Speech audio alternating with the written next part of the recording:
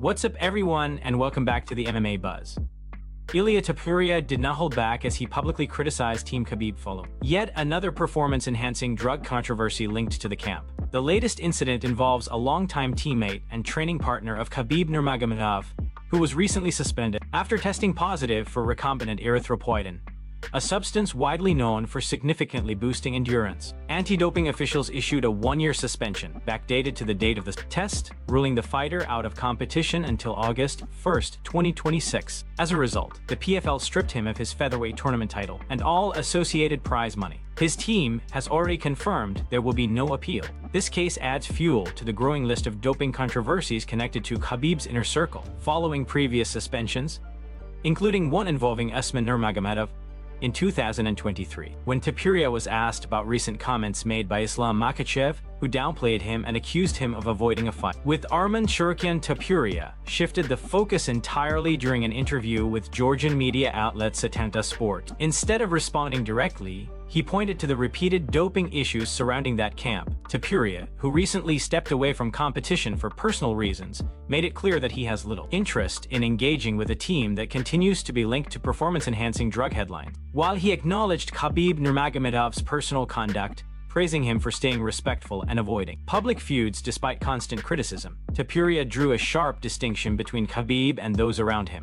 According to Topuria, the moment Islam Makhachev's name is mentioned, multiple members of the camp rush to respond aggressively. He claimed that several individuals from that circle have been suspended for steroid use in the past, and suggested that long-term reliance on performance-enhancing drug can impact both behavior and emotional control. Topuria argued that repeated emotional outbursts and defensive reactions only reinforce the pattern, stating that prolonged steroid use can affect the nervous system as much as the body itself, and that this has been evident for years. Before we jump into the next story, we have a small favor to ask. If you're enjoying the content, please give this video a like, subscribe to the channel, and tap the bell icon. It really helps us out and ensures you'll never miss an update.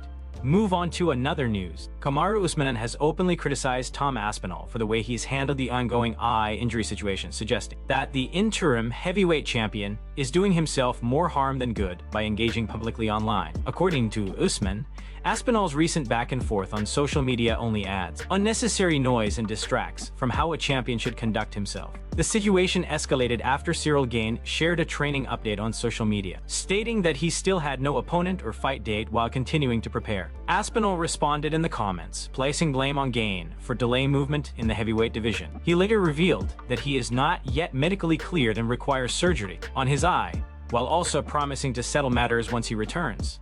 Since then, Gane has remained publicly silent. Usman weighed in on the exchange and made it clear that he disagrees with Aspinall's approach. In his view, responding to every comment and post only prolongs the situation and takes away from the dignity expected of a champion. Usman emphasized that a title holder should not feel compelled to address online criticism or speculation, especially while dealing with an injury. Drawing from his own experience, Usman explained that certain things simply are not worth acknowledging when you are the champion. He stated that if he were in Aspinall's position, he would avoid public back and forth entirely, focus on recovery, and make it clear that everything would be settled once he was healthy. From Usman's perspective, the message should be simple: wait your turn.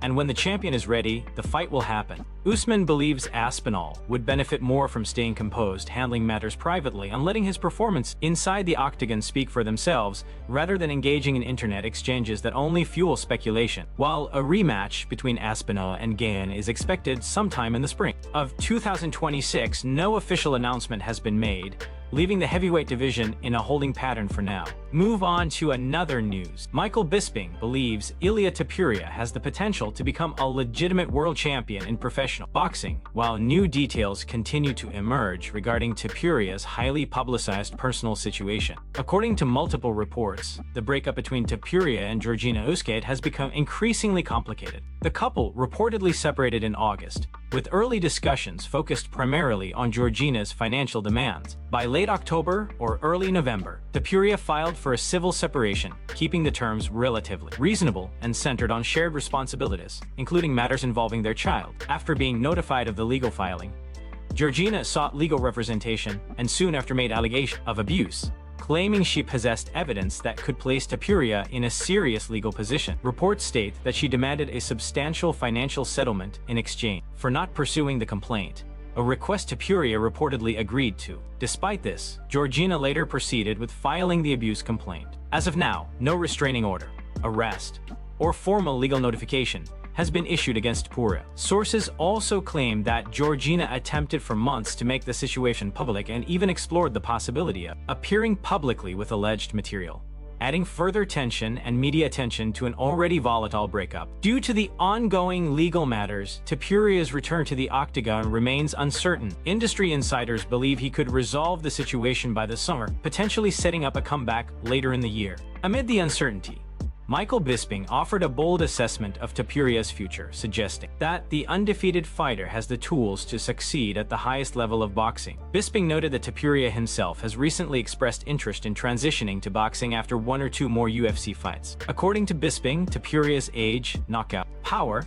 and well-rounded skill set give him a genuine chance to become a serious professional boxer rather than pursuing novelty crossover bouts. Bisping emphasized that unlike exhibition-style fights or influencer boxing events, Topuria could realistically chase a legitimate boxing world title.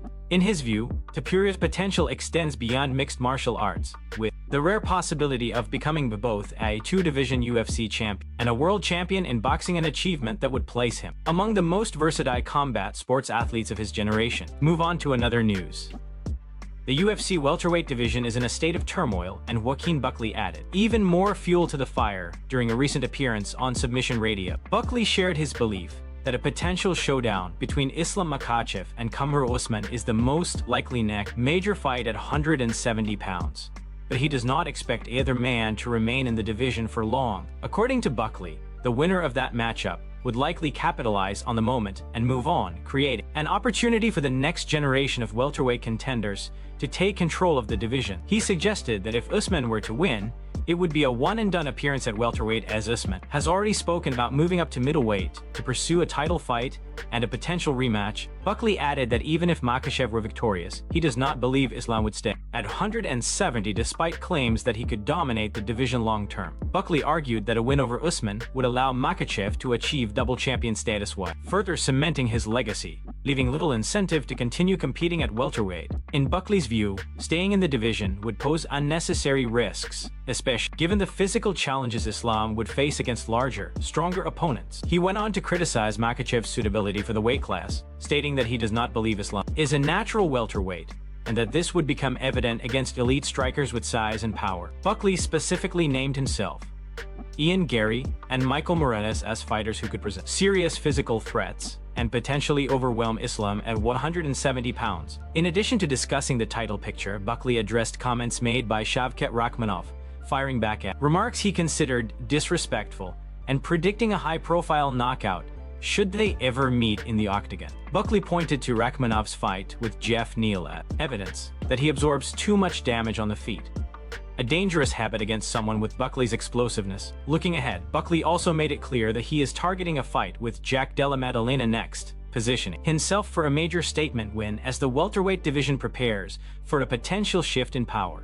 Move on to another news. The show kicked off on Thursday with UFC middleweight contender Sean Strickland making an appearance on Aiden Ross's livestream alongside former UFC champion Quinton Rampage Jackson and content creator Nina Drama. As expected, Strickland stayed consistent with his outspoken and provocative reputation, delivering a series of remarks that quickly drew attention and controversy. During the live broadcast, the conversation took an awkward turn when Strickland made an inappropriate comment in front of Rampage Jackson. The remark immediately shifted the tone of the stream, prompting visible reactions from those present. Strickland attempted to clarify himself moments later, directing his comments toward Nina Drama and suggesting that she was exempt from his usual provocation. He then referenced her personal life in an effort to justify his statement, mentioning her marriage and attempting to explain why he believed the situation was acceptable. The exchange became increasingly uncomfortable as Strickland continued speaking without much filter, while Rampage largely observed, without directly engaging in the discussion. Nina Drama responded calmly,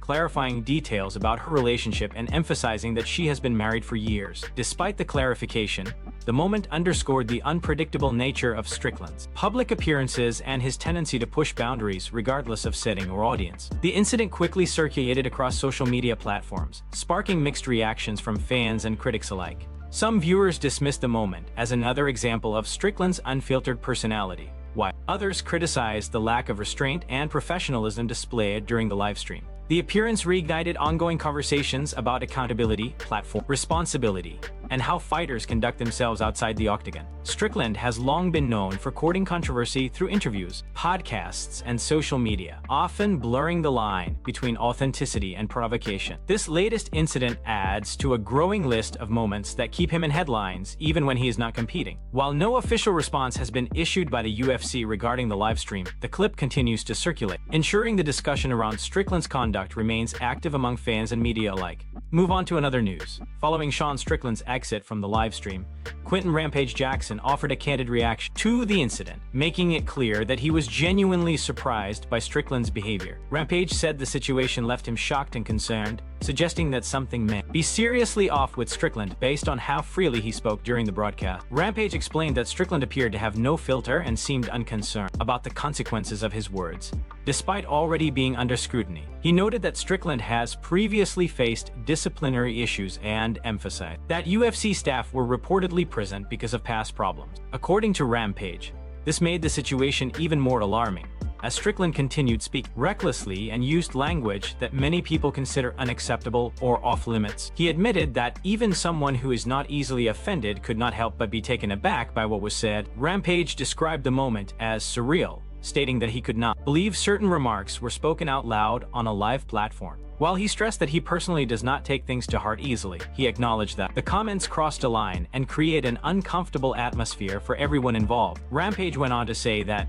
Strickland seemed to say whatever came into his mind without pausing to consider how it might affect others. He compared the situation to a lack of basic restraint, recalling advice he was given growing up that, if you do not have anything positive to say about someone, it is better to say nothing at all. While Rampage acknowledged that joking and teasing among friends is normal and often harmless, he felt that Strickland's remarks went far beyond playful banter. The former UFC champion concluded by emphasizing the difference between joking with close friends and speaking recklessly in a public setting with a massive audience. In his view, the incident highlighted a pattern of behavior that continues to put Strickland in controversial situations and raises questions about judgment, accountability, and professionalism outside the cage. Rampage's reaction reflected both disbelief and concern, reinforcing the broader conversation surrounding fighter conduct on public platforms. Move on to another news. Pimblett has revealed a bold and controversial game plan ahead of his upcoming interim lightweight title fight against Justin Gaethje, raising eyebrows across the MMA community. Speaking with Sky Sports, Pimblett stated that he intends to stand and trade with Gaethje rather than lean heavily on his grappling, a strategy many observers view as risky given Gaethje's reputation as one of the hardest punchers in the division. Pimblett acknowledged the danger but made it clear that he is embracing the challenge. He explained that despite years of competition, he has never been involved in a true all-out war and believes this fight presents the perfect opportunity. According to Pimblett, he welcomes that type of battle and has no intention of shooting for takedowns immediately, as many critics expect. Instead, he plans to engage Gaethje on the feet and test him directly. Responding to skepticism, Pimblett insisted that his mindset is focused and confident. He dismissed the idea that he would panic or abandon the striking exchanges early, stating that he intends to pressure Gaethje and surprise fans who doubt his stand-up ability. Pimblett described Gaethje as primarily a boxer who relies heavily on leg kicks, while portraying himself as a more complete MMA striker. He emphasized that his style blends multiple disciplines rather than focusing on one, and promised that this versatility would be evident once the fight begins. Pimblett did not stop there, going on to make an even bolder claim by suggesting that he could retire Gaethje at UFC 324. While he expressed deep respect for Gaethje, calling him a legend of the sport and one of the most iconic fighters in lightweight history, Pimblett maintained that this fight could mark the end of Gaethje's title aspirations. He pointed out that Gaethje has previously stated he would consider retirement if he failed to secure another title shot. Pimblett believes that a loss in this interim title fight would effectively close that door, leaving Gaethje with little reason to continue competing at the highest level. Although he admitted it felt strange to say such things about a fighter he admires, Pimblett remained firm in his belief that he is catching Gaethje at a pivotal moment in his career with confidence, ambition, and controversy surrounding his strategy. Pimblett has positioned this matchup as one of the most talked about fights on the calendar, setting the stage for a clash that could redefine both fighters' futures. Move on to another news. Conor McGregor has made it clear that he will be closely watching Jake Paul's upcoming boxing match against former heavyweight world champion Anthony Joshua, and he is confident about how the fight will end. McGregor, who has a long history of public exchanges with the Paul brothers, has predicted a swift and decisive knockout victory for Joshua, claiming the bout will not last more than a minute. In a series of posts on social media, McGregor referenced his own past knockout wins to support his prediction. He pointed to victories over Donald Cerrone, Dustin Poirier, and Jose Aldo, emphasizing that those opponents were proven elite fighters and legitimate world title contenders. McGregor noted that Cerrone, in particular, was taller and heavier than him, yet was still finished quickly due to McGregor's understanding of his tendencies, reactions, and mindset. Using that comparison, McGregor argued that Jake Paul is at a significant disadvantage against Joshua. According to McGregor, Paul is smaller, less experienced, and still developing as a boxer, while Joshua is a seasoned professional with elite power and championship-level experience. In McGregor's view, 60 seconds is more than enough time for Joshua to impose his will and end the fight decisively. McGregor also addressed speculation, suggesting the bout could be staged or fixed. He firmly rejected those claims, stating that he has inside knowledge and is confident the fight is legitimate. He added that Joshua's experience and power make the matchup extremely one-sided, describing it as an easy assignment for the former champion. Continuing his blunt assessment, McGregor claimed that Jake Paul is taking a serious risk by stepping into the ring with Joshua, and suggested the outcome could have lasting consequences on Paul's boxing career. McGregor said he believes the fight will permanently change Paul, both physically and professionally, due to the level of opposition he is facing. McGregor concluded by admitting he plans to capitalize on his belief in the outcome, stating that he cannot simply watch what he sees as an inevitable result without also profiting from it. His comments have once again stirred debate across the combat sports world, adding another layer of intrigue to a matchup that has already generated massive attention and controversy.